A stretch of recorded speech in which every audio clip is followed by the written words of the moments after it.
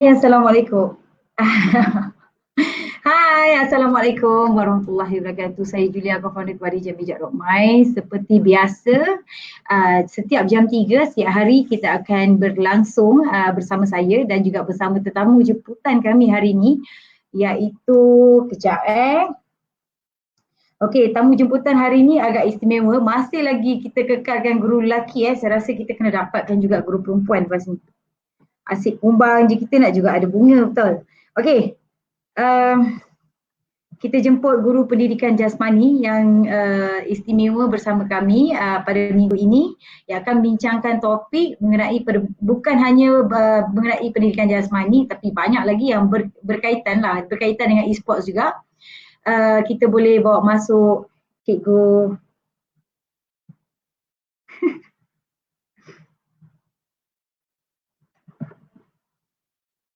Okey, kita bawa masuk cikgu kejap kita apa cikgu ni? Okey, tak apa. Kita jemput je cikgu ni, cikgu pendidikan jasmani untuk perkenalkan diri. Cikgu Ahmad Bunyamin. Assalamualaikum cikgu. Waalaikumsalam warahmatullahi. Cikgu bagus ni cikgu punya. Sihat. Cikgu sihat ke? Alhamdulillah sihat. Alhamdulillah. Cikgu sekarang kat mana Sekarang saya berada di Kuala Besut. Terengganu? Ya, Terengganu. Cikgu mengajar di? Saya mengajar di Selayang. Okey, ya di Selayang. Okey cikgu, hari ni topik kita hari ni pendidikan jasmani adakah sekadar hiburan? Ataupun kalau lebih mudah orang nak cakap sekadar hiburan ataupun pendidikan jasmani adakah topik ataupun subjek yang tak penting untuk belajar? Banyak yang agak especially parents ataupun pelajar sendirilah yang menganggap subjek pendidikan jasmani ni tak penting. Jadi apa pendapat cikgu? Sebelum tu saya nak minta cikgu perkenalkan diri dan juga daripada sekolah mana. Dan dah berapa lama bertugas sebagai guru pendidikan jasmani? Okey, saya Ahmad Bunyamin Yusof, bertugas di SMK Selayang Baru, Selangor. Saya baru 2 tahun mengajar sebenarnya. Sebelum ni dah pernah mengajar sebagai guru ganti. Tapi officially sebagai guru dah 2 tahun. Okey. Cikgu mengajar di sekolah mana tadi? SMK Selayang Baru.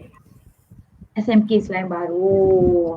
Okey cikgu, macam soalan saya tadi, apa pendapat cikgu tentang pandangan masyarakat ataupun pandangan pelajar sendiri berkenaan dengan subjek pendidikan jasmani ni tak penting ataupun sekadar hiburan ni? Maksud kita macam kita anggap suka-suka. Apa pendapat cikgu? Sebenarnya isu tentang pendidikan jasmani dekat sekolah ni memang dah lama dah sebenarnya. Tapi kalau ikutkan kita tengok pada kefahaman, saya tanya kepada Cik ke Puan? Puan Julia. Okey, Puan Julia. Saya interakan kepada Puan Julia sendiri. Okay. Apa pendapat Puan PJ masa Puan PJ kat sekolah dulu, apa pendapat Puan tentang subjek PJ? Okey, saya masa sekolah dulu cikgu, saya rasa PJ ni adalah subjek yang saya tunggu. Sebabnya saya tak nak masuk kelas. Sebab tak nak masuk kelas. Betul, sebab dia tak belajar. Mungkin saya rasalah sampai sekarang pun pendidikan jasmani ni adalah satu subjek kesukaan untuk pelajar-pelajar yang lebih kepada sukan berbanding akademik. Okay, sebenarnya pendidikan jasmani ni sememangnya dia fokus kepada sukan. Sebab tu kita tengok dalam silibus setiap tingkatan 1, bukan dari darjah 1 sampailah habis tingkatan 5. Ada sukan, ada pendidikan untuk pemakanan, pendidikan seks, kita ada kekeluargaan, penjagaan emosi, semuanya merangkumi dalam semua tu. Jadi bagi saya benda ni ialah orang kata perspektif orang. Kalau orang tu tak nampak sebenarnya kepentingan PJ, dia akan pandang remeh lah PJ tu sebenarnya. Sebab bagi kami yang belajar apa tu pendidikan jasmani, Okay. Kalau kita faham lah pendidikan jasmani ni dia merangkumi 3 komponen utama. Okay. Okay.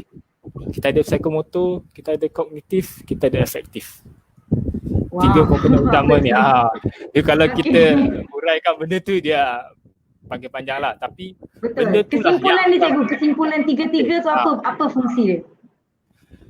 fungsi dia apabila 3-3 ni berkait, dia akan melahirkan pelajar yang aktif, pelajar yang sangat bijak untuk berfikir, membuat keputusan, kemudian pelajar yang mempunyai nilai murni yang hebat, nilai moral yang tinggi. Okay. Sebab kalau kita tengok dalam falsafah pendidikan Malaysia, okay,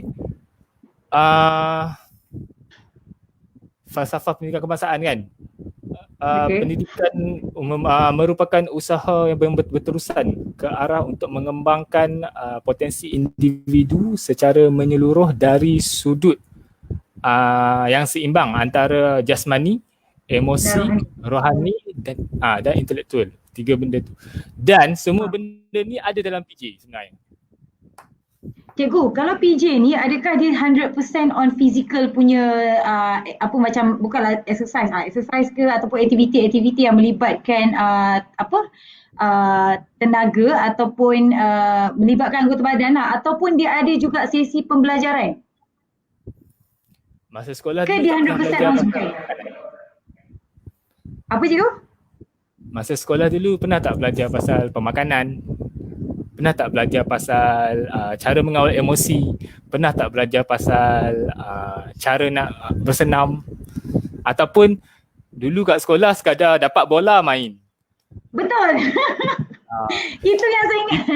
Sebenarnya benda itulah yang menyebabkan perspektif orang terpesong. Maknanya ada kelas jugalah cikgu, kelas pendidikan jasmani macam tu? Ya, ada kelas. Sebab tu mulai tahun ini pendidikan jasmani ialah subjek wajib. Maknanya semua pelajar wajib belajar pendidikan jasmani. Dan sekolah-sekolah ada exam untuk pendidikan jasmani. Walaupun tak adalah SPM, tapi setiap ujian kita ada ujian pendidikan jasmani. Oh, okey. Dan markah tersebut diguna pakai untuk peperiksaan akhir tahun ke apa? Ya, dalam peperiksaan akhir tahun. Memang ada. Kemudian ya. Kemudian okey. Kemudian kita juga boleh menilai tahap-tahap kecergasan murid daripada tahap-tahap kecergasan dan tahap-tahap pemahaman murid daripada ujian-ujian ni. Faham. Cikgu, selalunya satu sesi pendidikan jasmani tu berapa lama? Selalunya sejam. Satu Tapi jam. bukan Maknanya sejam kita akan, kalau kata main, bukannya main 1 jam semua. Main tu cikgu, maksudnya main kena tu faham konsep main tu bukannya main sekadar main bola je, tak. Sebab sekarang ni dalam PDPC, dalam proses pengajaran dan pembelajaran PJK sekarang ni, kita dah adaptasi konsep TGFU, Teaching Game for Understanding. Kita mengajar permainan untuk pemahaman. Faham. Maknanya kita bola mengajar dalam bermain macam tu? Betul. Kan? Dalam masa bermain tu budak akan belajar. Maksudnya semasa budak bermain tu kita akan adaptasikan ketiga-tiga benda yang saya cakap tadi tu. Kita ada psikomotor, kognitif dan efektif. Faham. Ini okey. Maafkan saya cikgu, apa dia cakap tadi? Tak dengar apa dia? Sebab apabila budak tu bermain semua kan, secara automatik dia akan aplikasikan tiga-tiga benda ni. Faham. Maknanya yelah, sebab sekarang pun kita tahu saya rasa kalau dululah, kalau 100% pendidikan jasmani ni dalam kelas, semua orang pun akan kurang gemar lah.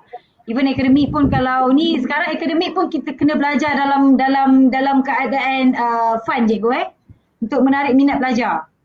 Betul cikgu. Sebab tu sekarang kita dah buat e-learning. quizzes, kita buat Google Classroom, kita buat pembelajaran secara interaktif menggunakan YouTube, menggunakan segala media-media sosial untuk bagi murid lebih berminat terhadap PDPC. Faham.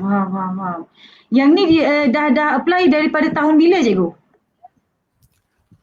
Kalau ikutkan sebenarnya abad ke-21, pendidikan abad ke-21 ni dah apply lama dah.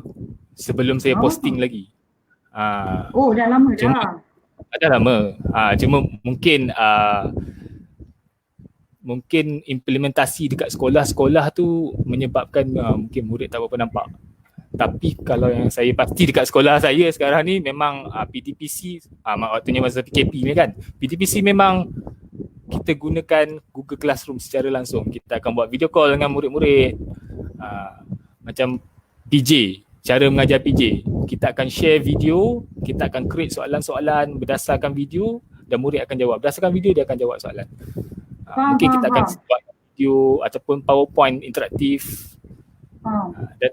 Maknanya cikgu buat aktiviti bersama budak-budak lah secara online, betul cikgu? Ya. Sebab PDPC kena sentiasa berjalan.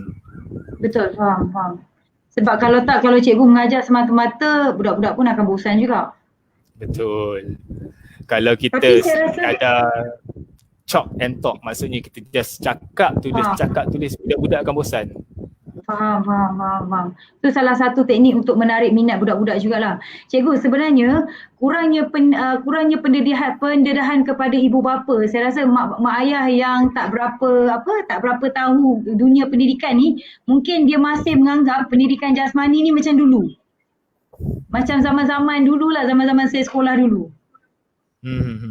Jadi apa cabaran cikgu? Betul.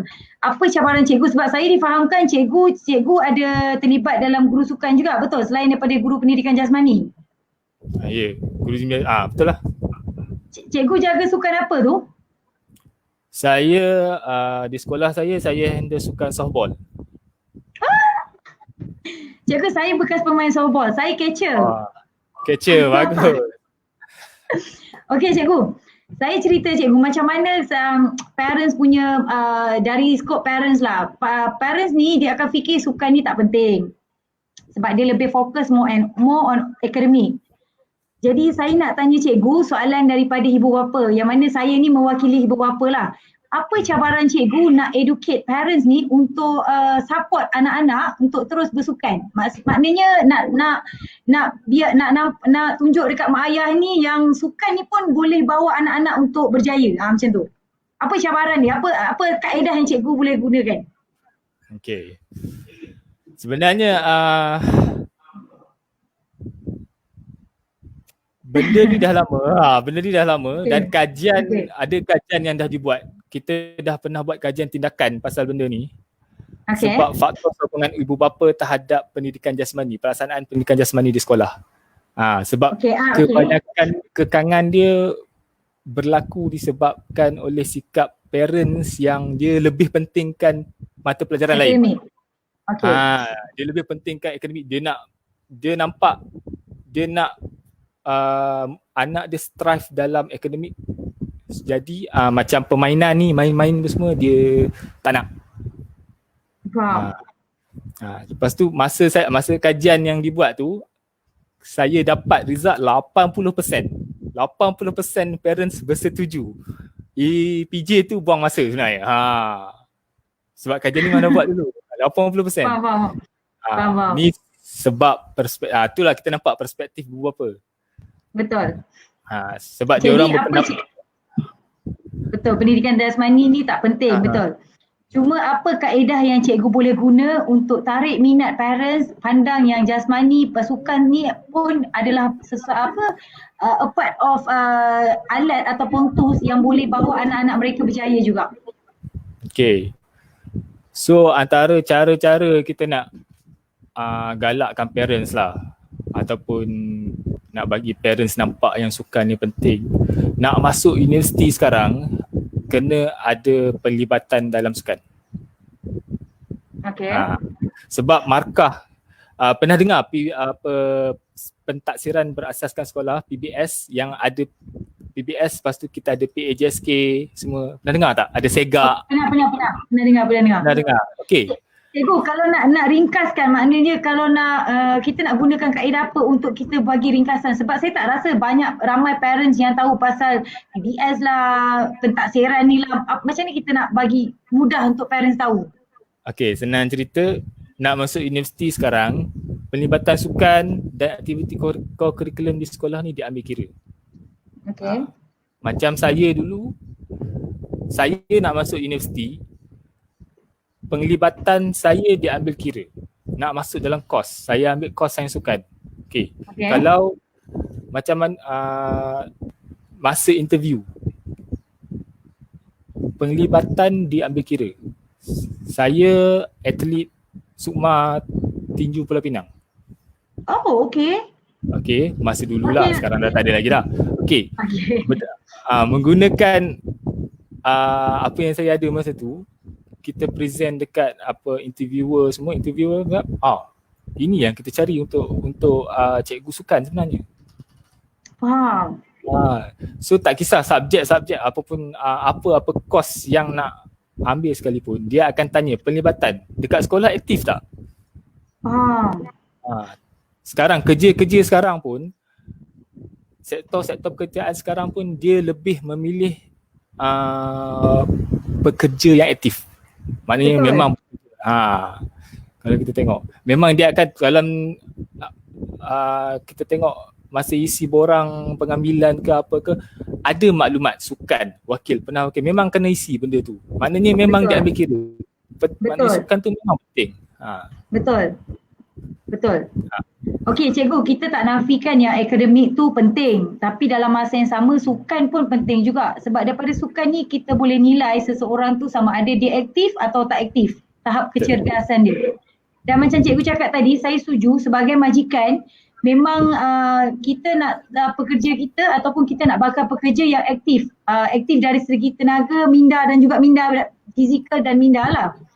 Sebab saya perhatikan pekerja yang aktif dalam sukan ataupun yang aktif dalam sukan outdoor ke, tak kisah outdoor ke indoor ke, adalah dia lebih aktif. Even kalau bagi idea pun, idea dia lebih boleh diguna pakai berbanding dengan pekerja yang power on academic tapi tak aktif langsung dalam sukan. Betul. Sebab nilai kognitif bagi seorang atlet yang aktif kan, lebih tinggi daripada nilai kognitif. Nilai kognitif tu maksudnya orang kata macam daya pemikiran daripada segi decision making. Oh, okey, faham. Daripada segi menyelesaikan masalah. Sebab ini kajian daripada tak silap saya salah satu universiti di Jerman, universiti sukan. Memang ada kajian tu. Saya tak ingat nama profesor tu, tapi memang masa saya di universiti dulu memang saya baca dia punya kajian dia, dan memang terbukti atlet yang aktif, daya pemikiran daripada segi skill, maksudnya skill bekerja, kemudian decision making, kepatasan membuat kerja semua tu lebih tinggi. Itu keputusan tu apa result tu diambil daripada majikan dan pekerja. Okey. Majikan sendiri yang bagi komen pasal benda tu dan pekerja yang jawab. Maksudnya bila profesor tu buat kajian tu, majikan tu dia bagi dekat majikan dan dia bagi dekat pekerja. Jadi pekerja jawab, dia buat pekerja ni macam mana, apa respon dia, kadar respon apa semua. Dan majikan pula dia akan jawab, macam mana respon pekerja tu terhadap apa kerja-kerja yang diberi, macam mana decision making semua. Dan keputusan memang menyebelahi kepada atlet sebenarnya. Orang-orang yang aktif dalam sukan. Kita boleh cikgu boleh tak kalau saya cakap yang atlet sukan yang aktif ni dia adalah someone yang survivor? Ya, betul. Independent, survivor dan independent lah. Seorang atlet dia pandai survive, satu. Betul. Dia boleh berdikari, dia mempunyai disiplin yang tinggi dan quick decision making. Faham. Itu Okey yang cikgu, kita ada soalan. Kita ada soalan kejap cikgu, kita ada soalan daripada ini kita punya kru sendirilah. Apa pendapat cikgu berkenaan dengan isukan? Adakah ini juga salah satu daripada pendidikan jasmani? Kalau isukan lah. Isukan ni sekarang isu hangat lah sebab dia orang nak implementkan dalam dekat sekolah lah, nak dalam proses nak implement dekat sekolah benda-benda macam ni kan. Bagi saya isukan ni sebenarnya kalau kita tengok daripada sudut pendidikan jasmani, dia sebenarnya lebih kepada kognitif dan afektif. Dia lebih kepada benda tu. Maksudnya psikomotor dia kurang sikit. Bagi saya lah. Oh, dia tak ada gunakan fizikal lah cikgu macam tu. Sebab bila main game tu faham lah, dia akan ada phone dia main, dia lebih kepada tu. So ada sudut positifnya, ada sudut negatif dia. Kita cerita sudut negatif dulu cikgu. Apa sudut negatif dia? Sudut negatif ni satu itulah pembaziran masa. Lepas tu bila terlalu lama menghadap telefon, dia akan mengalami masalah kesihatan, mata rosak semua. Yang itulah. Dan benda tu mengundang perspektif negatif ibu bapa lah. Jadi ibu bapa mulalah tak suka, betul tak? Tapi yang ni saya rasa saya dah bincang dengan salah seorang cikgu juga cikgu, yang mana beliau adalah bekas presiden e-sports dekat universiti masa dia belajar lah. Tapi apa yang dia share adalah ramai orang ingat yang main game ni boleh jadi gameaholic, obses sangat dengan game sampai tak buat apa. Dan dia share lah macam mana dia bahagikan masa, yang mana akademik dia pun power, dia punya e-sports pun power. So dia bahagikan masa, sebab tu penting dia bahagi masa. Betul. Sebab saya sendiri adalah seorang gamer sebenarnya. Betul. Cikgu aktif main apa cikgu? PUBG ke Mobile Legend? Saya game dalam telefon saya tak main. Cikgu main apa tu? Dulu masa sebelum kerja lah dekat universiti lah, dulu saya aktif dalam Dota, CSGO, lepas tu PUBG. Memang saya aktif kat arah tu lah dulu. Tournament join dululah. Sekarang bila dah kerja ni, masa untuk bermain tu dah kena kurangkan lah. Cikgu boleh bahagikan masa lah. Kalau ikut pembahagian masa ni memang tak kena bahagi masa. Bukan tak terbahagi. Maksudnya kita nak main game ni, kita sendiri kena sedar lah tahap kemampuan kita. Takkan kita nak main game daripada pukul 12 malam sampai pagi, lepas tu pagi tu nak pergi kelas kan. Kita sendiri kena sedar dan kita kena bahagi masa lah. Faham. Tu atas kesedaran diri masing-masing. Cikgu, boleh ke kita anggap yang e-sports ni dia akan dapat juga benefit yang mana yang orang yang aktif dalam sukan fizikal lah, bukan sukan e-sports lah. Adakah dia nilai yang sama atau berlainan? Maknanya dia adalah orang survivor, dia boleh survive, berdikari, discipline, decision maker. Okey, daripada segi kognitif saya tak nafikan. Kognitif maksudnya dari segi cara berfikir, saya tak nafikan. Dia akan dapat benda yang sama. Dia akan mungkin dapat benda yang sama. Sebab apa? Dalam setiap sukan memang kena ada kognitif, memang kena ada efektif, dan psikomotor memang kena ada. Walaupun dalam e-game, walaupun psikomotor tu sikit, mungkin pergerakannya sikit. Mungkin kita tengok game sekarang kan ada virtual reality punya game kan, yang memerlukan pergerakan. Itu melibatkan psikomotor. So benda tu memang ada tiga-tiga tu. Jadi dalam e-games ni, dia kena buat decision making juga. So dia akan ada, sama macam saya cakapkan tadi, kena ada skill thinking and critical thinking, macam mana nak solve problem, macam mana nak survive. Mungkin kalau kata dalam game PUBG, kita nak survive dalam masa dalam ada 100 orang tu, macam mana skill untuk survive macam ni kan. So dia dalam masa yang singkat, dia kena berfikir untuk buat keputusan dalam masa yang singkat. So itu adalah critical thinking. Kena ada critical thinking, kena ada decision maker. Kena buat keputusan yang cepat lah. Faham. Maknanya dia ada nilai-nilai tu, tapi mungkin dia kurang dari segi pergerakan. Betul ke cikgu? Betul lah, dia akan kurang daripada segi pergerakan. Okey cikgu, kita ada soalan ni.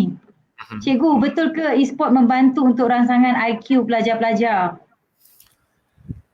Kalau IQ, daripada segi IQ kita tengok, saya pernah terbaca tentang penyelidikan saya rasa universiti yang sama juga, dekat Universiti Jerman tu, Universiti Sukan Jerman. Tahap kognitif ni termasuk IQ lah kan. Tahap kognitif pemain Dota. Jauh lebih tinggi daripada orang kata apa, student biasa. Sebab dari segi dia boleh buat critical thinking dalam masa terdesak. Sebab Dota kan Dota ni gameplay dia macam Mobile Legends lah kan, kalau kita compare kan. Cuma Dota ni dia lebih, tak tahulah macam mana saya nak bandingkan dengan ML, sebab saya tak Cikgu tak main ML ni. Cuma kalau kita dapat sama kan, memang agak sama lah, sebab dia game 5 lawan 5 tak silap saya. Kalau ML pun kan. So dia kena buat keputusan, contohnya apa item nak kena beli, apa item nak kena buat untuk bagi attack kuat, apa item nak kena buat untuk attack laju kan. Macam mana untuk buat satu perangkap, maksudnya dia kena bekerjasama dengan rakan-rakan ni untuk buat satu perangkap untuk mungkin robohkan menara semua tu. So benda ni menghasilkan satu critical thinking yang orang kata tinggi lah. Faham. Maknanya kita setujulah cikgu, kalau betul ke e-sport membantu, saya rasa memang betul lah, dia memang membantu rangsangan IQ, betul cikgu? Kalau kata membantu tu mungkin, bagi saya mungkin, betul atau tidak tapi saya rasa mungkin, sebab ya memang kena berfikir secara ni lah, kritikal lah. Dia kena berfikir lah. Saya rasa dalam gamers ni pun pandai-pandai sebenarnya, cuma dari segi pergerakan saja mereka agak tak berapa laju. Tapi gamers ni saya perhatikan memang pandai. Kita boleh tengok contoh pemenang medal sukan SEA Games terlepas Hearthstone, yang ada profesor daripada universiti yang menang.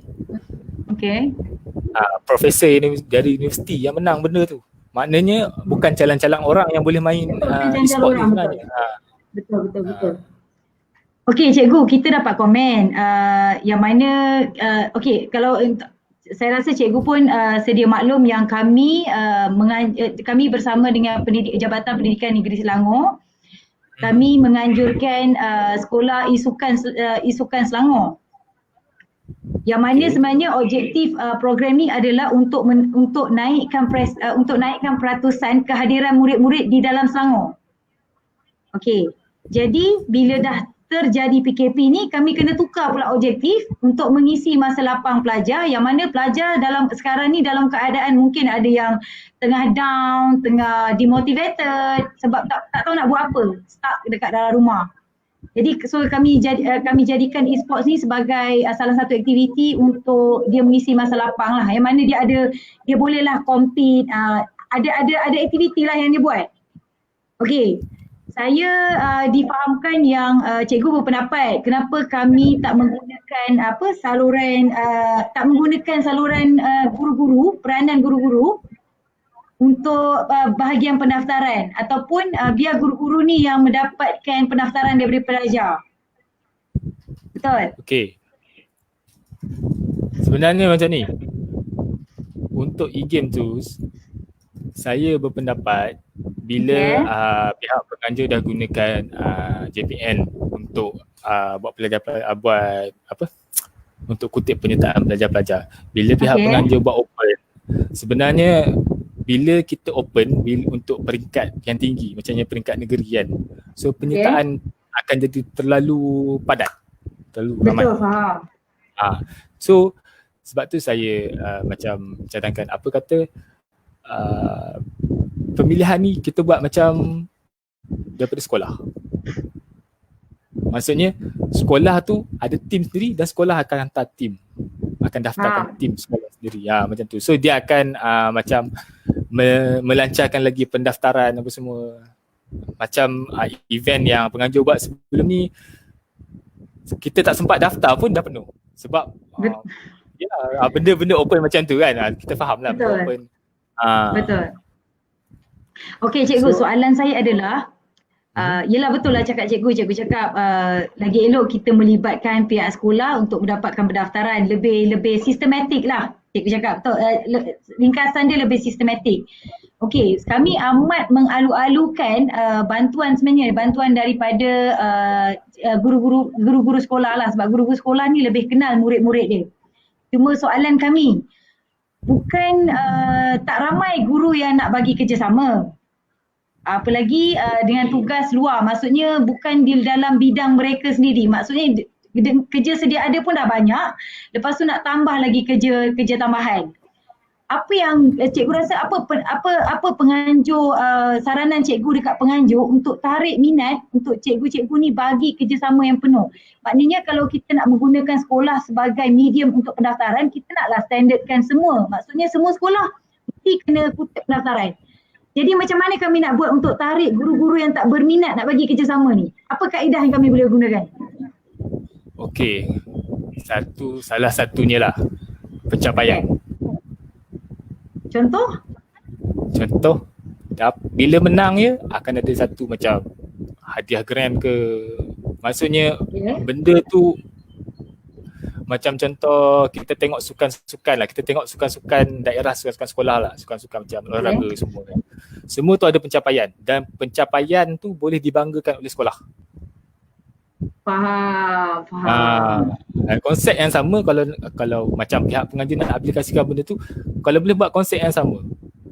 So pencapaian yang dicapai oleh pelajar yang join e-sport ni boleh membanggakan sekolah. So secara automatik macam saya sendiri sebagai cikgu sukan sekolah kan, saya bila kita boleh buat satu pencapaian untuk murid dan sekolah kan, saya pun berminat sebenarnya untuk join. Faham. Sebab secara tak langsung sekolah pun dapat merit lah daripada pihak jabatan. Betul. Ataupun peringkat tinggi, betul? Betul. Sebab bila murid sertai aktiviti-aktiviti macam ni, aktiviti yang melibatkan Jabatan Pendidikan Negeri ataupun PPD, murid secara automatik dia akan dapat markah kukuh. Macam yang saya cakap awal tadi kan, markah pelibatan kan. Dia secara automatik dia akan dapat pelibatan. Tambahan lagi kalau peringkat negeri, markah lagi tinggi. Lagi ramai budak nak. Lagi ramai murid yang nak sertai kan. Maknanya berkenaan dengan merit tu lah. Merit lah. Kita sangat alu-alukan pun cikgu. Cumanya kesukaran kami bila time PKP ni kita nak engage dengan cikgu tu. Maksudnya cikgu dengan student, macam mana dia nak engage? Takut cikgu berada di luar kawasan. Kalau ikutkan engagement antara cikgu dengan murid lah, cikgu di luar kawasan semuanya, saya tak nafikan memang kadang-kadang ada masalah. Macam contoh, sebenarnya kalau kata cikgu tak ada masalah sebenarnya. Cikgu boleh je engage dengan murid semua. Tapi sekarang murid je nak kan sekarang ada isu yang budak left group, murid left group. Sekarang macam-macam isu.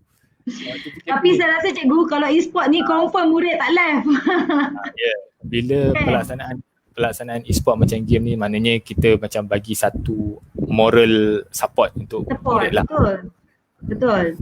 Cikgu, apa pendapat cikgu? Ini yang kami dapat komen dari bukan semua bukan majoriti, minoriti daripada ibu bapa sendiri yang pandangan dia pandangan negatif sikit berkenaan dengan e-sports ni. Yang mana cikgu berminat untuk hantar anak murid tapi tidak mendapat kebenaran daripada mak ayah.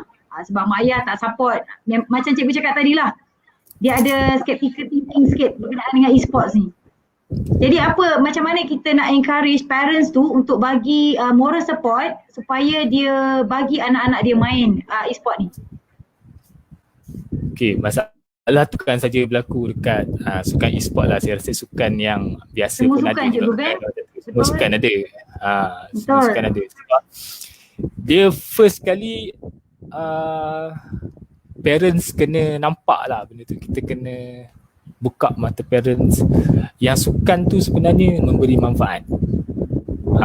Sebab mungkin saya tak salahkan ibu bapa juga, sebab mungkin ibu bapa nampak benda tu merosakkan anak-anak mereka, sebab yalah dekat rumah asyik main game je kan, panggil buat kerja rumah tak buat semua. So daripada benda-benda macam tu lah orang kata menyebabkan parents berfikir secara negatif. Tapi bagi saya sebenarnya benda tu atas parents juga. Parents boleh kontrol anak-anak. Betul. Cuma takut yang parents yang tak boleh nak kawal dah anak-anak tu yang masalahnya tu. Kan? Sebab tu semua pendidikan, semua kawalan semua berasal daripada rumah. Betul. Tapi cikgu, yang kalau cikgu cakap semua pendidikan berasal daripada rumah kan, sebab yang ni saya pernah dapat komen daripada parent tau. Yang mana parent dia buat pula masa berapa lama masa dia dengan anak berbanding masa cikgu dengan anak. Kalau dia buat kira-kira, jumlah dia jadi masa guru dengan anak-anak lebih lama daripada parent dengan anak. Yalah sebab dia orang kat sekolah kan. Betul. Jadi macam mana tu cikgu kalau macam cikgu-cikgu cakap sebenarnya pendidikan ni bermula daripada rumah. Tapi bila parent tu buat calculation, masa guru dengan murid lebih lama daripada masa murid dengan guru dengan ni. Kalau kita ikutkan tu kan, kita kira daripada umur murid tu kecil sampai dia sebelum sekolah, berapa lama dia dah berada dengan ibu bapa tu. Faham. Tapi foundation. Itu foundation. Daripada foundation tu lah kita boleh pupuk murid. Betul. Daripada didikan awal lah sebenarnya cikgu kan. Didikan awal. So bila murid dah ada foundation, maksudnya ibu bapa dah ajar daripada segi adab, daripada segi moral, daripada segi pemahaman agama semua. Jadi murid datang sekolah, murid hormat cikgu, murid tak ada masalah belajar, masalah disiplin pun boleh dikurangkan. Jadi kalau kata isu untuk main game, murid pun tak ada masalah untuk dengar cakap parents, waktu main game banyak ni je, waktu main game banyak ni je. Sebab tu kata daripada ibu bapa kena ajar cara nak mengurus masa dekat rumah tu. Dekat sekolah cikgu boleh tolong, cikgu boleh terangkan, cikgu boleh ajar macam mana nak urus, tapi implementasi tu kena buat kat mana? Betul. Dia sebenarnya cikgu pendapat saya lah sebagai ibu lah. Sebab saya pun ada anak, pendapat saya sebenarnya perlunya kerjasama dua-dua pihak, antara cikgu dan juga antara ibu bapa. Kita tak boleh nak salahkan cikgu 100% dan kita juga tak boleh nak salahkan mak ayah 100%. Sebab mak ayah pun ada kerja kan. Yang penting kena dua-dua sealiran lah sebenarnya, kena banyak bertoleransi. Betul tak cikgu?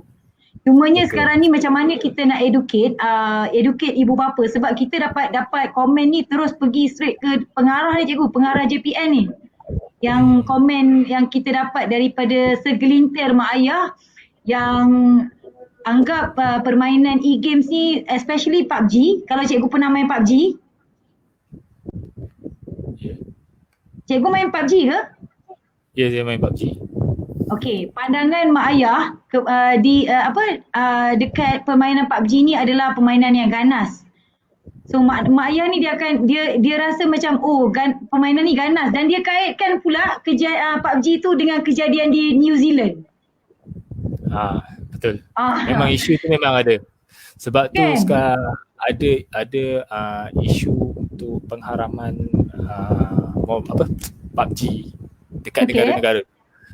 Kita dapat tengok banyak ahli-ahli ilmuwan ataupun ramailah kita tengok isu. Kalau kat Malaysia sendiri pun kita tengok dalam akhbar-akhbar banyak yang minta untuk PUBG diharamkan. Macam dekat India dah di-ban. Dulu dah di-ban kan ke India.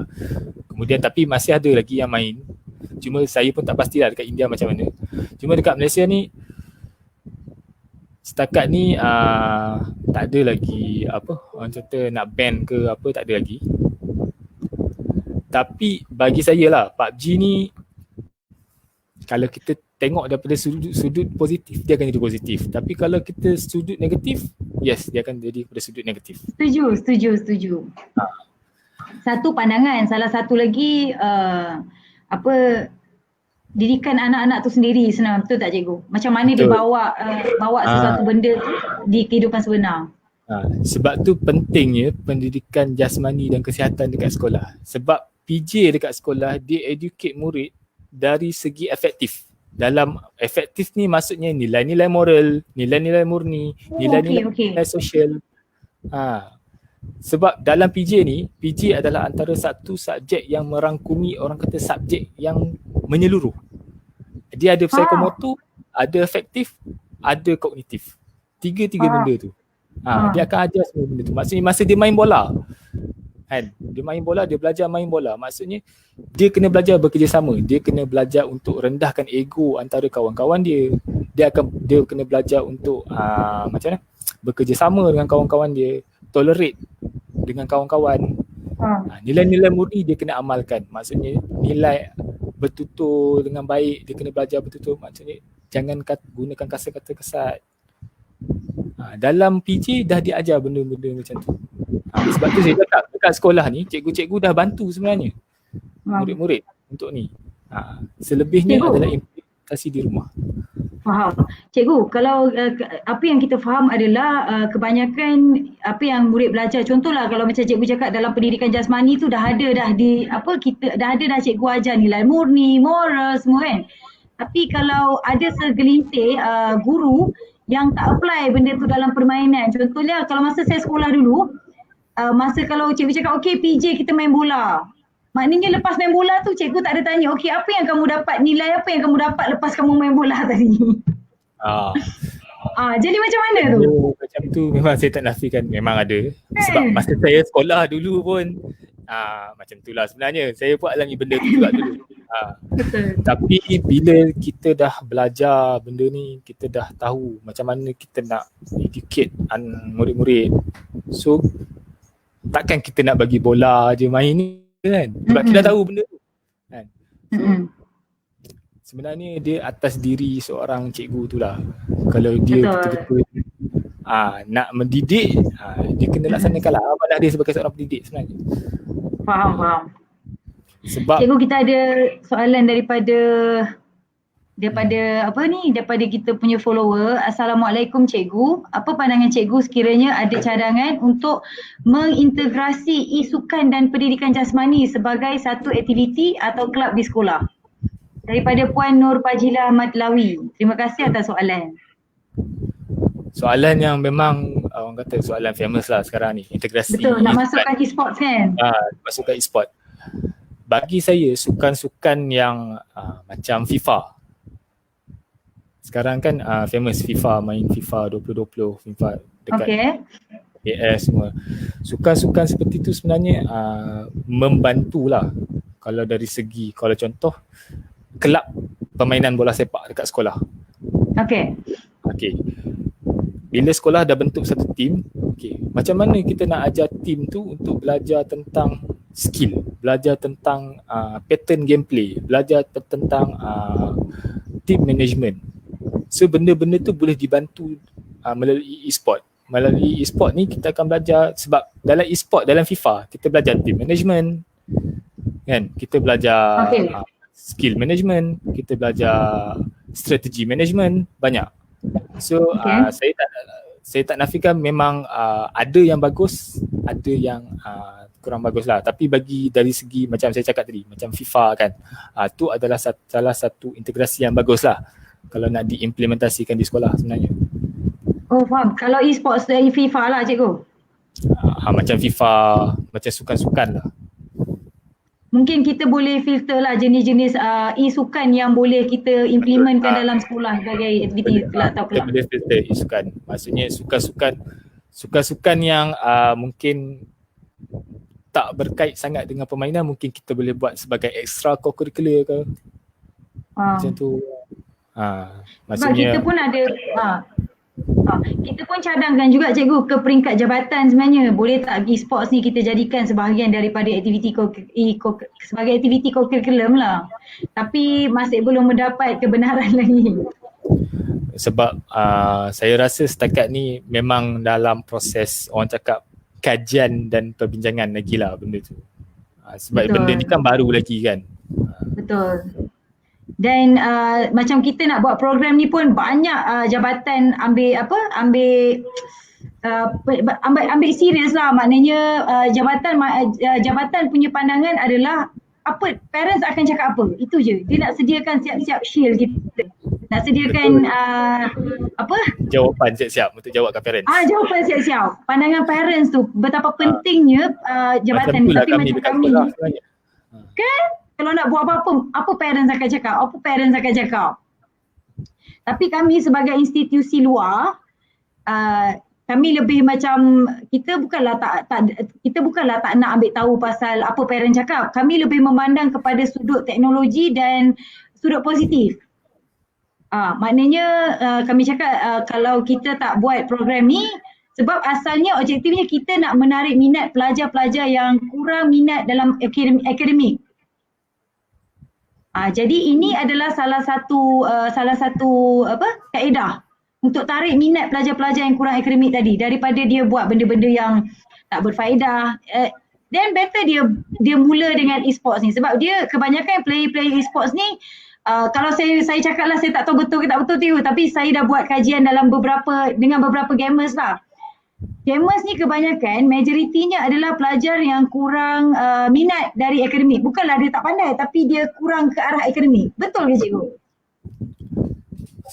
Okay, setakat apa yang saya nampak lah, pemain-pemain e-sport ni bukan semualah yang macam tu sebenarnya, tapi memang ada, saya tak nafikan, memang ada. Sebab saya mengajar kelas-kelas yang orang kata kelas-kelas yang ke belakang.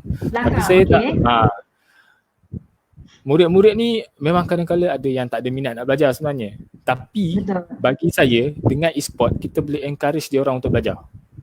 Betul. Dengan cara? Dengan cara you nak join tournament e-sport ni, syarat dia, kita letakkan syarat skor at least berapa-berapa untuk ujian ataupun apa-apa. Betul. Then out boleh. Itu bagi pendapat saya lah. Macam kita bincangkan sebelum ni lah. Benda tu boleh membantu akademik juga sebenarnya. Cumanya cara implementasi tu kena diperhalusi lagi lah. Betul. Saya setuju cikgu. Dan pentingnya untuk beri pendedahan kepada ibu bapa sebenarnya. Apa kita boleh buat dengan e-sports ni untuk bantu pelajar-pelajar macam ni tadi. Ibu bapa perlu tahu benda tu. Macam konsep dia macam pengenalan telefon bimbit masa dulu lah. Betul. Pengenalan telefon bimbit. Orang dulu kata telefon bimbit orang kata beri pengaruh yang buruk lah kepada murid. Sama sekarang pun masih ada. Cuma sekarang ni tahap kesedaran lebih tinggi. Sama juga macam e-sport ni. Sebab e-sport ni benda baru. Kita tengok dalam mana-mana society sekalipun, memang penerimaan terhadap benda baru ni memang dia akan ambil masa. Dan kita akan ambil masa yang lama untuk menerangkan, ambil masa yang lama untuk mencerahkan benda tu. Benda yang gelap tu kita nak cerahkan kan. Jadi dia akan ambil masa yang lama. Tapi mungkin kita boleh pilih cikgu,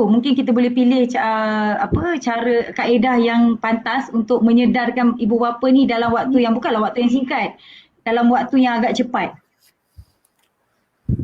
Kalau dari waktu yang agak cepat, mungkin kita boleh bagi contoh kepada parents tu. Tengok player-player e-sport yang berjaya. Kan? Kita boleh bagi contoh mereka. Memang kadang-kala parents ni sebenarnya bagi saya rasa dia takut anak dia gagal dalam hidup. Parents mana yang tak takut, betul tak? Kan? Jadi sebab tu dia rasa dia akan push anak dia. You kena belajar. So benda lain you jangan buat. You belajar je sampai you berjaya. Betul. So dia akan push anak dia sebenarnya. Tapi itulah kita nak tukarkan persepsi belajar. Betul? Kita kena seimbangkan benda tu. So maksudnya dengan PGA juga sebenarnya. Nak seimbangkan permainan dengan pembelajaran. Sama juga cikgu, saya rasa kalau kita nak cakap berkenaan dengan guru-guru senior yang mana kurang pendadaan ataupun kurang expose dengan teknologi sekarang, mereka ni masih dengan old method ataupun pembelajaran method lama, kaedah lama. saya rasa mereka guru-guru senior ni yang tak expose lah, yang kurang pendedahan ni pun mengalami masalah yang sama macam parents tadi. Nak menerima e-sports ni satu aktiviti positif kepada pelajar yang tak berminat dengan akademik. Betul tak cikgu? Jadi macam cikgu sebagai seorang guru yang muda lah, saya boleh katakan seorang guru yang muda, macam mana kita nak tukar ataupun nak bagi exposure dekat guru-guru lebih senior, sebab kami pun sebenarnya ada juga halangan dari guru, dari bahagian guru, dari side guru, tapi guru-guru senior lah. Apa yang kami boleh buat cikgu? Sebenarnya yang tu satu implementasi yang orang kata, kalau saya tak nafikan benda tu memang ada. Memang ada benda macam tu, dan bukan setakat e-game saja. Pelaksanaan PDPC dalam menggunakan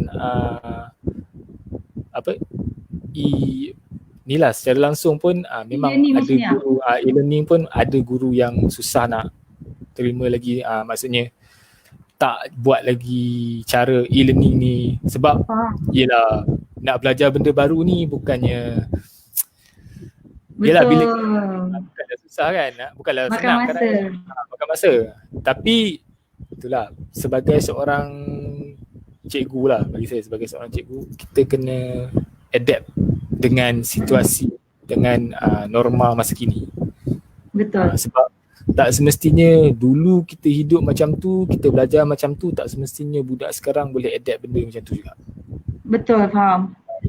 Sebab generasi Z sekarang kan, Gen Z kan sekarang, yes. Generasi Y, generasi X, dia punya pendekatan pendidikan dia mungkin lain, mungkin secara orang kata keras. Generasi Z ni dia orang kata lembut sikit, maksudnya kita tak boleh approach secara kasar, secara kasar. Memang kita boleh nampak lah sekarang isu-isu pendidikan sekarang kan, rasanya puan pun boleh nampak dekat sekolah-sekolah, semua apa saja yang cikgu-cikgu boleh buat dulu sekarang dah tak boleh. Belum, betul. Jadi mungkin kena orang cakap perbaharui, kena update, dan cikgu-cikgu kena sentiasa update lah, kena sentiasa upgrade dia orang punya skill.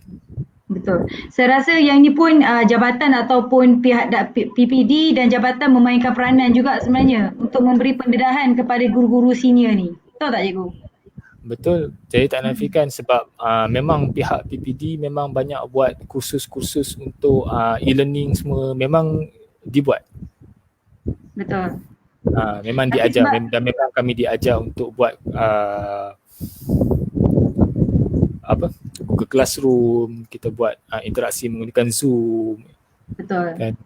Semua diajar. Betul. Tapi kalau guru-guru senior ni cikgu, dia dah lah kurang pendedahan satu dia nak implement tu memang makan masa, saya rasa tak tahulah makan tahun ke. Sebabnya bila dah agak berusia, jadi pemahaman tu nak datang benda, especially benda yang melibatkan teknologi ni agak lama.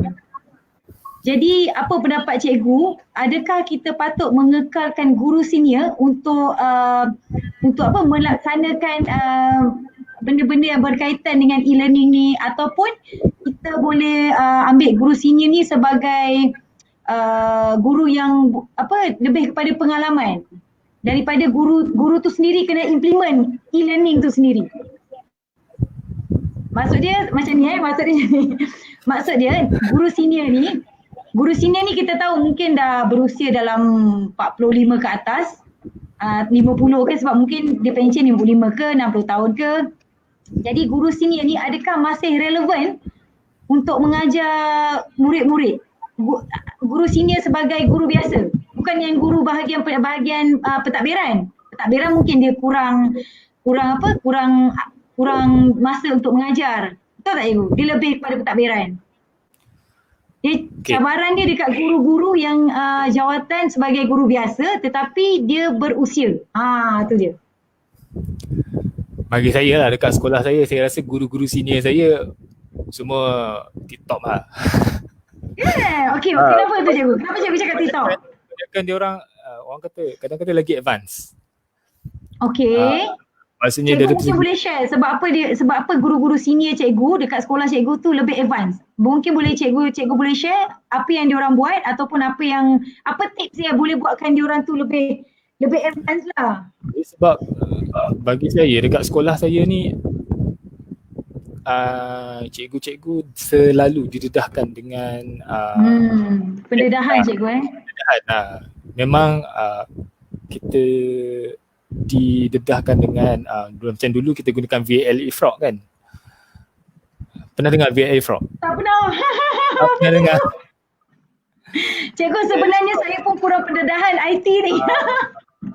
Sebenarnya tapi sebab kita ada tim muda-muda, jadi kita dengarlah orang muda ni bercakap. Okey, macam sambung cikgu. Sebelum ni kita menggunakan VLE Frog sebagai tapak untuk pembelajaran online. Okay. Kalau Puan pernah dengar pasal Yes Foundation? Tak pernah. Yes, yang ni ke apa? Y2K tu ke? YTL. YTL, sorry YTL. Okay ya. Dia buat frog based learning lah. Dia ada VLS dululah. Tapi sekarang ni dah kepada Google Classroom. Oh, okay. Okay. Jadi sebenarnya kelas-kelas penggunaan Google Classroom ni pihak sekolah akan adakan untuk ajar cikgu-cikgu cara nak buat classroom, cara nak approach budak, cara nak ajar budak, cara nak add budak macam mana. Jadi bagi saya, sekolah saya sekarang ni saya nampak okey lah. Okey. Cikgu, macam mana pendedahan tu yang cikgu maksudkan? Adakah ada kursus ke ataupun ada training ke daripada pihak-pihak luar ataupun pihak-pihak jabatan ke, pihak PPD ke macam mana? Yang pendedahan yang cikgu maksudkan? Setiap sekolah dia ada cikgu ICT dan cikgu ICT ni akan pergi kursus dengan PPD. Oh, okey, faham. Jadi cikgu-cikgu ICT ni lah yang akan balik sekolah, dia akan train pula cikgu-cikgu yang lain. Faham. Maksudnya daripada cikgu ICT tu sendirilah disalurkan pendedahan tu. Okey, faham. Cikgu senior dekat sekolah cikgu dalam berapa ramai cikgu? Dalam berapa ramai Dalam berapa ramai, saya rasa ramai sebab cikgu muda dekat sekolah saya adalah mungkin dalam 10 ke 20 orang je. Yang lain tu semua cikgu senior. Maksudnya yang 40 ke atas. Tapi kebanyakan sekarang kalau cikgu senior tu lebih kepada bahagian pentadbiran cikgu Macam di sekolah saya banyak juga guru akademik biasa. Oh, okey. Sebab tu saya kata cikgu-cikgu kat sekolah saya ni saya rasa lebih advance saya rasa. Yelah, dia pentingnya pendedahan tu sebenarnya cikgu. Sekarang ni kira keywords dia adalah guru ICT tu sendiri, sama ada dia mainkan peranan dia atau dia kurang mainkan peranan dia. Guru ICT dan juga pentadbir. Oh, okey, betul, faham. Maknanya setiap sekolah memang ada guru ICT cikgu Memang ada, sebab tu setiap sekolah dia ada ada sekolah-sekolah yang ada makmal komputer semua tu. Dia kena ada seorang cikgu ICT untuk ni. Kan sekarang kita ada subjek apa subjek tu Allah. Subjek yang melibatkan programming semua tu. RBT. Reka bentuk teknologi RBT betul. Oh, okey. Lepas tu ada juga subjek subjek ICT lah, subjek ICT dekat sekolah. Faham. Itu salah satu. Sains komputer. Sebab sekarang dekat sekolah dia ada kelas sains komputer. Okay. Itu semua sekolah ke ada sains komputer ke hanya sekolah menengah saja je? Sekolah menengah ni. Dan tak semua sekolah saya rasa ada sains komputer. Okey cikgu. Soalan yang kedua terakhir cikgu sebelum kita tutup kita punya siaran langsung ni. Cadangan dan pandangan cikgu berkaitan penganjuran e-sports di antara jabatan dan institusi luar. Yang mana kolaborasi bersama pihak jabatan ataupun pihak institusi kerajaan bersama dengan institusi swasta. Apa pandangan cikgu dan cadangan? Pandangan saya masa saya kat universiti dulu lah. Masa dekat universiti dulu e-sport baru nak berkembang. Tu bila tahun bila cikgu? 2010, 2012 macam tu lah. Oh, 2012, 2013. Masa tu e-sport pun masa tu game yang paling famous CSGO, Dota. Okay. Dia tak ada lagi game-game yang macam sekarang macam PUBG semua tak ada lagi. Okay. Masa tu ada Dota masa tu. So pelaksanaan untuk buat pertandingan tournament kan antara universiti dulu ni sebenarnya ambil masa yang lama jugalah kita nak tengok pelaksanaan tu jadi sebenarnya sebab dia kena sebab macam hari tu ada cikgu yang buat kelab kan, kelab e-sport dekat universiti dulu kan. Dia nak tubuhkan kelab e-sport tu memerlukan satu, orang kata apa, nak buat paperwork itu susah sebenarnya, paperwork untuk tubuhkan persatuan tu sebab dia kena dia kena ada peneguhan idea semua tu. Maksudnya kita kena yakinkan pihak universiti yang menyatakan e-sport ni bagus, boleh bantu universiti, boleh jana pendapatan universiti, boleh macam-macam. Maknanya kita kena nyatakan idea-idea yang mana pihak universiti terima. So memang susah sebenarnya, tapi sekarang kita dapat tengok memang dah ada game-game e-sport antara universiti awam, universiti swasta, memang dah dijalankan sekarang ni. Sebab kita dapat lihat kebanyakan pemain-pemain e-sport universiti ni dah orang kata apa, kelab-kelab luar ambil untuk main wakil kelab mereka untuk pergi ke tournament-tournament peringkat antarabangsa peringkat tu. Bagus. Maknanya dia dah nampak talent daripada universiti lah cikgu Yes. Macam tu. Dan apa pandangan cikgu kalau daripada peringkat sekolah, daripada peringkat peringkat sekolah lah, daripada sekolah rendah ke dengan sekolah menengah, sebab saya rasa saya tak sure sama ada ini penganjuran julung kalinya peringkat negeri yang kita buat dengan yang kita buat relate dengan pendidikan. Sebab yang pihak universiti saya rasa banyak juga e-sports di antara universiti. E-sports campus. Betul. Tapi dari sudut sekolah sendiri, pandangan cikgu berkaitan penganjuran e-sports ni dekat peringkat sekolah. Daripada akal ni maknanya kita korek talent daripada muda, daripada pelajar sekolah sendiri. Okey. Sekarang ni Sukan Malaysia dah memperkenalkan e-sport dalam betul, dalam dia orang punya acara kan. Okey. Betul. Pemilihan atlet acara e-sport ni sepatutnya bagi saya lah menggunakan medium sekolah lah. Macam mana sukan-sukan yang lain, sukan-sukan sebelum-sebelum ni pun kalau kita tengok sukan bola sepak ke, sukan olahraga ke, sukan bola baling ke, semua menggunakan medium sekolah. Maksudnya atlet-atlet dipilih dari sekolah. Maksudnya dah ditapis akademiknya, dah ditapis dia punya pencapaian dia semua sampai maksudnya kita dapat atlet yang memang bagus. Solid, betul.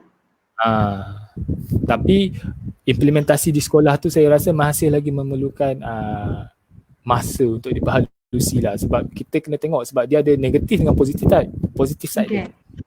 Sebab kita, bagi saya sendiri masih lagi takut apabila tengok budak terlalu obses main game sampaikan dalam kelas pun terbawa-bawa nak main game semuanya. Masih ada saya nampak. Jadi kena ada maksudnya guideline macam mana kita nak ajar budak tu, murid tu, maksudnya macam mana kita nak disiplinkan dia. Sebab atlet ni yang penting dia kena disiplin je. Kalau dia tak ada disiplin, kalau atlet negara tak ada disiplin memang out. Betul. Disiplin tu benda yang penting lah. Faham. Kami sebenarnya kita ada perancangan juga cikgu untuk beri pendedahan beri peringkat sekolah. Ini perancangan awal bersama dengan jabatan yang mana kami akan pusing satu Selangor tapi hanya beberapa sekolah lah dalam 20 sekolah untuk beri pendedahan macam mana nak disiplinkan diri ketika main game. Bersama dengan kita punya rakan sinergi lah, Kitamen, yang mana mereka ni yang uruskan bahagian game tersebut yang bagi platform e-sports tu.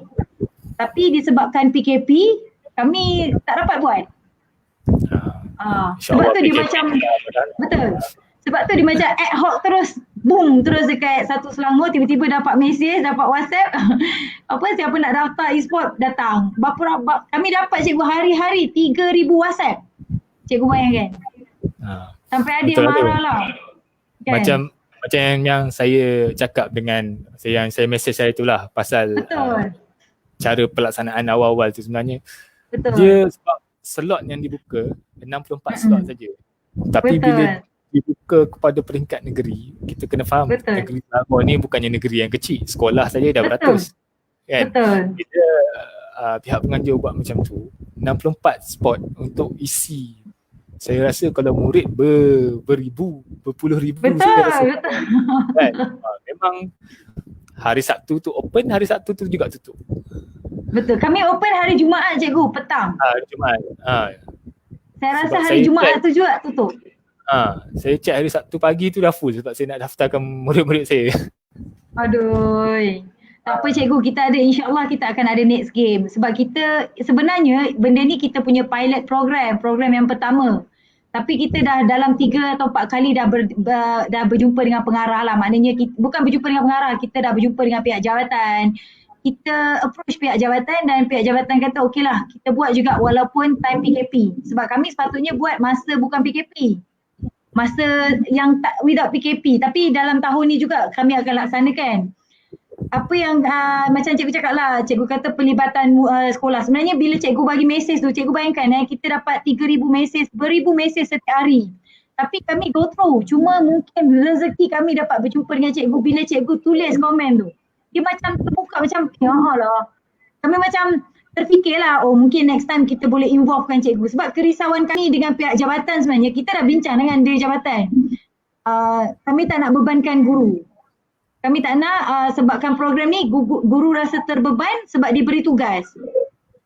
Tapi bila cikgu bagi idea macam tu, okay, mungkin pencapaian atau hadiah yang melibatkan sekolah tu sendiri, mungkin boleh encourage cikgu untuk participate kan. Dia sebab bagi saya sebagai cikgu sukan lah, sebab setiap sekolah dia ada cikgu sukan kan. Sebagai cikgu sukan ni adalah salah satu macam contoh PKP ni kan. Terus terang saya cakap, semua program-program sukan sekolah semua dah tergendala. Nak train budak untuk game softball, train budak bola. Semua game-game tu semua dah tergendala. Jadi macam mana murid nak dapatkan markah pelibatan co-curriculum? Salah satu caranya melalui pelibatan dalam e-sport, mungkin game-game apa-apa ke, ataupun aktiviti-aktiviti online. Tapi itulah pelaksanaan aktiviti itulah, sebab saya lihat pelaksanaan aktiviti-aktiviti online pun macam itulah. Pelibatan open slotnya mungkin sikit, open pula peringkat negeri ramai. Jadi macam itulah dibanjiri. Slot cikgu apa penuh. Cadangan cikgu apa?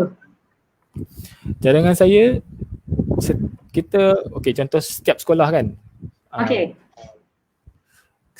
Hantar penyertaan daripada setiap sekolah lah. Maksudnya sekolah yang hantar penyertaan, bukannya murid. Maknanya semua sekolah harus diberi peluang. Betul cikgu? Semua sekolah harus diberi peluang.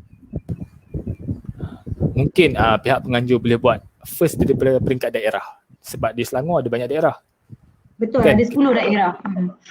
Daripada 10 daerah tu, habis saja pertandingan daerah, pemenang-pemenang peringkat daerah akan berentak untuk peringkat negeri. Macam mana kita tengok sukan-sukan ada dalam MSSD, Majlis Sukan-Sukan Daerah tu kan. Konsep dia lebih kurang. Kalau nak implementkan benda macam tu, so dia akan lebih melincinkan lagi lah, maksudnya perjalanan game kalau daripada peringkat daerah, peringkat negeri, kemudian peringkat kebangsaan. Betul. Sebab dia kan mula-mula daripada peringkat sekolah. Cikgu, sebenarnya perancangan asal kami memang bermula dengan peringkat daerah. Kami akan pergi ke 10 daerah. Yang mana satu daerah kami akan pergi 2 sekolah. Sekolah rendah dan menengah. Tapi macam saya cakap lah, bila terjadinya PKP ni, jadi semua terencat. Tapi bila terencat tu, bila kita discuss balik, kita meeting dengan jabatan pun through Zoom meeting. Sebab dah tak boleh keluar. Sekarang meeting melalui Zoom lah. Kan?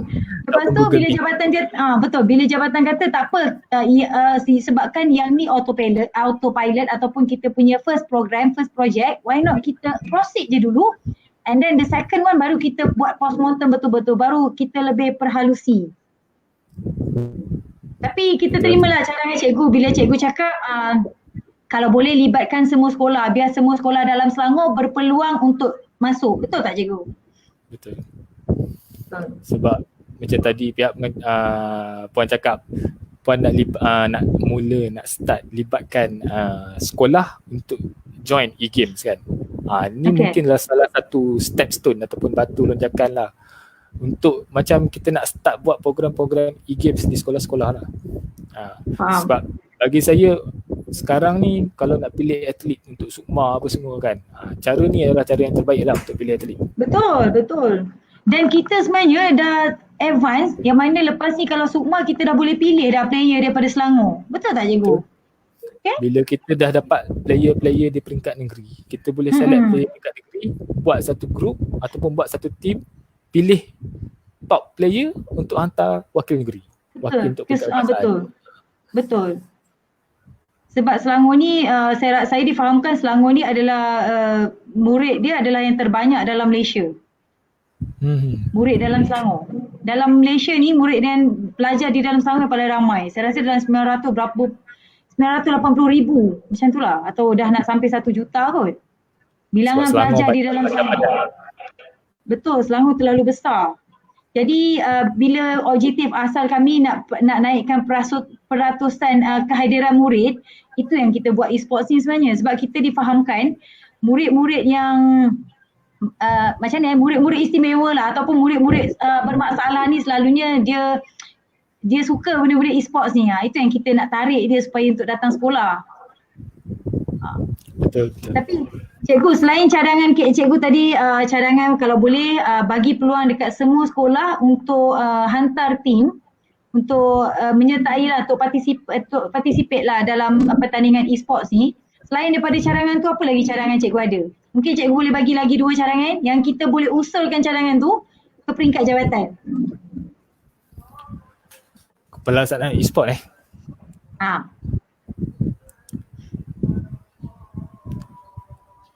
kalau boleh games yang kita nak laksanakan kat sekolah-sekolah kan, kita filter, maksudnya games yang memang betul-betul sesuai. Tapi PUBG tu memang hot seller cikgu. Memang PUBG ni hot seller, ML pun hot seller. Kalau kita ikut Dota pun hot seller. Tapi mungkin boleh dibincangkan lagi melalui mungkin cara-cara pemilihan game tu, kriteria games tu. Kita boleh perhalusi lagi lah benda tu. Sebab kita tak nak isu macam cikgu cakap tadi lah, isu keganasan, isu pembunuhan kan. Sebab kita pilih ML dengan PUBG tu kita faham lah memang ramai budak-budak suka 2 game tu sebenarnya. Tu yang kita pilih 2 game tu kan. Sebab kita nak tarik diorang dulu untuk datang dekat kita. And then bila dia dah datang baru kita boleh offer yang lain. Mungkin kita macam cikgu cakap tadi lah, mungkin kita boleh filter jenis-jenis games yang kita nak offer dekat sekolah yang lebih bersesuaian. Betul. Kalau cikgu boleh cadangkan game apa cikgu? Yang sesuai di peringkat sekolah. Macam FIFA online. FIFA online ada. Saya game saya tak banyak sangat tahu, tapi games macam FIFA tu sesuai lah. FIFA. PUBG dengan Mobile Legends sebenarnya bukan orang cakap tak sesuai. Memanglah dia melibatkan keganasan apa semua. Tapi macam saya cakap tu lah, kalau kita tengok benda tu dari sudut positif je. Tapi kalau kita tengok dari sudut negatif lah. Masalahnya kita nak positifkan masyarakat sekeliling tu lah yang akan menjadi itu cabaran kita lah cikgu. Cabaran, betul. Cikgu, saya tak berapa pasti game yang dipilih untuk menyertai e-sport SUKMA tu adakah game Mobile Legend e-sport, Mobile Legend dengan PUBG atau terbuka mana-mana game untuk SUKMA? Yang tu saya tak berapa pasti lagi. Cikgu tahu ke? E-sport SUKMA kita ada Dota. Okay. Kita ada Mobile Legend ada. Sebab SEA Games pun ada Mobile Legend. Kemudian kita ada Pro Evolution Soccer, PES, bukan FIFA. PES, okey. Maknanya kita mungkin boleh fokus 3 game tu, cikgu, betul tak? Kalau kita punya Ya. visi ke arah sukma kan? Kemudian ada satu lagi game macam Dota juga, apa, League of Legend. Okey. Ini memang ke sukma cikgu Sebab yang Sukma qualifier e-sport tahun 2020, yang game yang dibuka, yang saya tengok lah, Dota 2, Dota 2, Mobile Legends, PES, League of Legend. League of Legend. Lepas tu ada lagi game-game lain, semua saya tak pasti. Hearthstone yang dekat SEA Games yang kita menang dulu tu. Hearthstone cikgu, Hearthstone. Hearthstone, okey. Hearthstone, kemudian ada Fortnite. PUBG pun tak silap saya ada, cuma saya tak pasti dalam Sukma dah jalan ke belum. Cuma yang saya pasti Dota 2 dengan Mobile Legends dah memang jalan lah. Okey. Cikgu, adakah game-game ni adalah game yang boleh dikategorikan sebagai favourite game lah untuk pelajar? Saya dulu Dota tu memang favourite cikgu lah. Sebab sekarang ni dia dah tukarkan game tu ke dalam mudah alih, ke dalam telefon bimbit. Okey. Sebab tu sekarang kita tengok lagi banyak penyertaan. Sebab dulu orang kata PC yang memang PC yang okey, ataupun pergi dekat CC yang memang okey baru boleh main game kan. Betul. Sekarang access game melalui telefon bimbit je. Telefon bimbit. Sebab tu banyak.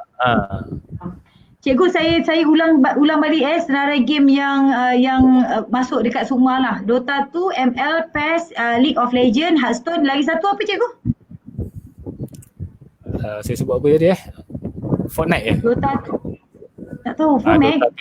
Dota 2, Mobile Legends, League of Legends, Hearthstone. Lagi satu? Satu lagi apa Kalau PUBG semua saya tak pasti juga lah itu.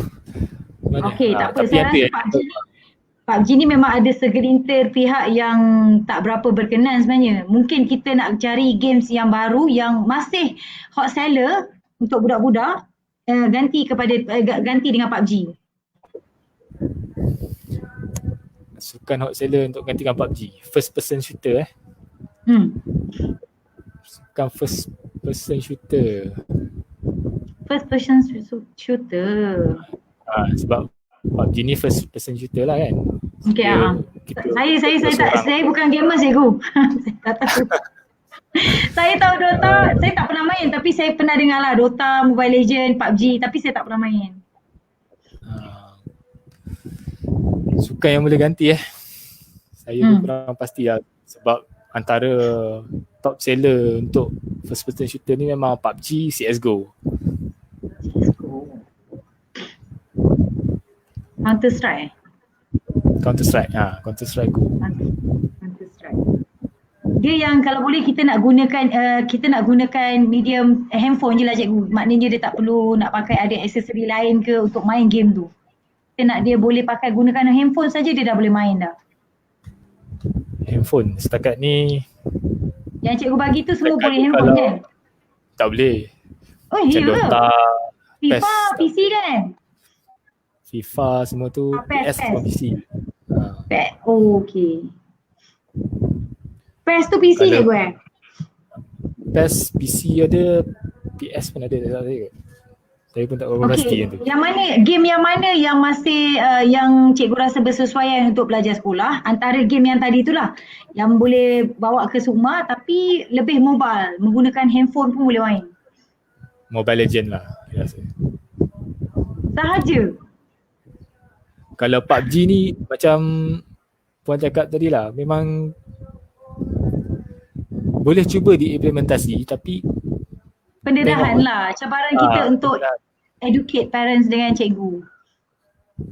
Sebab memang keganasan ni semua orang tak suka kan. Tapi mungkin kalau dilihat daripada sudut positif ni, first person shooter ni dia lebih mengembangkan pemikiran murid kepada aktiviti survival, macam mana nak critical thinking, decision thinking. Sebab kadang-kadang dia main secara squad dalam team tu, macam mana dia nak survivekan squad dia semua tu. Mungkin adalah cara nak kita nak tunjuk kepada community yang game ni ada sudut positif dia. Faham. Maknanya kalau kita nak proceed dengan PUBG ni pun tak ada masalah, janji pendedahan tu kena tinggi lah, kena lebih crowd. Betul tak cikgu?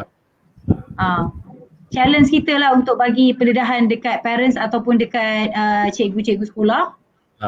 Lepas tu tadi betul ada tak? Puan cakap nak dedahkan murid dengan cara pengurusan masa dan masa main game. Betul, pengurusan masa. Masa disiplin, masa main game. Kan? Maksudnya bila main game tu tak semestinya sepanjang hari kita main game. Kena benda tu memang kena belajar, dedahkan. Dan ibu bapa pun kena juga implement benda tu kat rumah. Maksudnya tak semestinya setiap masa dia nak main telefon je. Betul. Walaupun dia budak ni kalau dia gameaholic ni tak kisah game apa pun dia tetap obses dengan game. Dia bukan sebab PUBG je semata-mata. Betul tak cikgu? Semua dia akan main. Betul. Okey cikgu, kita pun dah berlangsung 1 jam 20 minit dah ni. Dah 1 jam 20 minit Okay, cikgu, last but not least, pesan cikgu yang terakhir untuk kita punya pelajar yang wakil Selangor ni sekarang yang akan bermain di peringkat negeri pada 16 dan 17 hari bulan ni. Cikgu boleh tengok kita punya live nanti dekat jambejak.my yang akan bermula daripada jam 10 pagi. Jadi, cikgu punya pesan terakhir untuk murid-murid yang join e-sports game Sukan Selangor ni. Sana cikgu. Saranan saya, jaga disiplin lah untuk semasa main ni, control yourself, control diri tu semasa main. Sebab bila kita ada kawalan diri, kita ada kesedaran lah. Sebab kita nak main game ni sebenarnya bagus. First kali bagus kalau pemain tu ataupun player tu dia pandai buat keputusan. Lepas tu bila dia buat keputusan tu maksudnya dia berada di tempat yang betul masa dia buat keputusan tu. Satu. Kemudian dia kena pentingkan ukhuwah dengan keluarga-keluarga. Keluarga-keluarga mana cikgu? Maksudnya ukhuwah dengan keluarga ataupun kawan-kawan. Maksudnya dia main game tu bukan sekadar main game. Maksudnya hubungan antara keluarga, hubungan antara rakan-rakan still kena jaga. Ini tak main game sepanjang masa. Faham. Tak ada social life lah. Tak ada social life. Maksudnya social life tu kena jaga. Itu yang kedua. Yang ketiga, kena pandai bahagikan masa. Maksudnya ada masa untuk beribadah, ada masa untuk bersama keluarga, ada masa untuk beriadah. Itu yang ketiga. Yang keempat, kena sentiasa galakkan diri kita untuk buat baik, untuk implementkan nilai-nilai moral. So bila ada benda-benda macam tu, saya rasa murid tu sendiri akan jadi seorang murid yang berdisiplin. Bila main game pun dia ada kesedaran diri semua, so tak ada masalah. So jadilah murid yang baik. Terbaik cikgu Okey cikgu, itu saja pesanan cikgu Itu saja, insyaAllah itu saja. Okey cikgu, terima kasih banyak-banyak. Terima kasih kepada yang komen. Tuan Jasmine Abdul Jalil, terbaiklah cikgu Amin. Ini cikgu senior sekolah saya. Oh ya ke? Okey, terima kasih cikgu kerana komen. Dan cikgu, kalau cikgu ada masa, cikgu boleh tengok kita punya live hujung minggu ni, Sabtu dan Ahad. Tapi mungkin kami live hanya hari Ahad. Tak pasti lagi lah. Kalau ada Sabtu, nanti kita akan umumkan dekat page kita lah. Dan kami ucapkan ribuan terima kasih kepada cikgu sebab sudi berkongsi idea, pandangan, pendapat. InsyaAllah semua pandangan dan cadangan cikgu nanti kita akan bincang dengan tim dan mungkin kami akan usulkan dengan dekat jabatan. Sebab insyaAllah kami akan ada mesyuarat juga dengan pengarah Selangor sendiri, tuan pengarah Selangor sendiri, dan mungkin kita akan usulkan cadangan cikgu.